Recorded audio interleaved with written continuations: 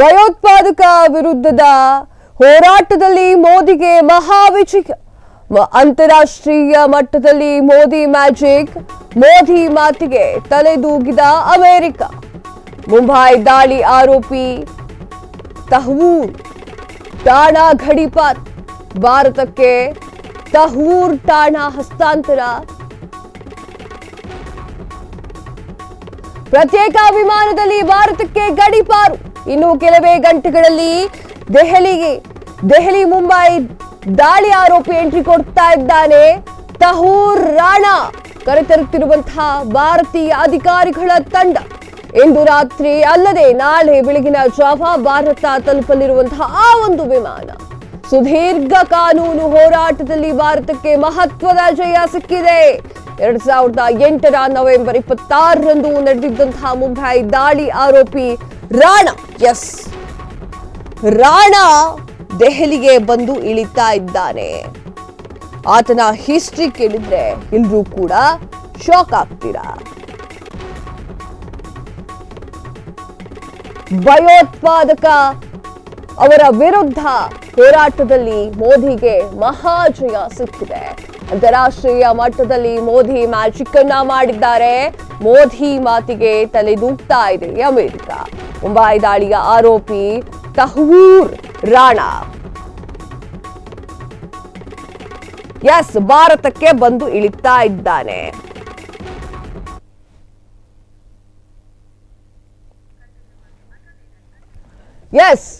ಮುಂಬೈ ದಾಳಿ ಆರೋಪಿ ತಹ್ವೂರ್ ರಾಣಾ ಗಡೀಪಾರ್. ಭಾರತಕ್ಕೆ ತಹ್ವೂರ್ ರಾಣಾ ಹಸ್ತಾಂತರ ಮಾಡಿದ್ದಾರೆ. ಪ್ರತ್ಯೇಕ ವಿಮಾನದಲ್ಲಿ ಭಾರತಕ್ಕೆ ಗಡೀಪಾರು. ಇನ್ನೇನು ಕೆಲವೇ ಗಂಟೆಗಳಲ್ಲಿ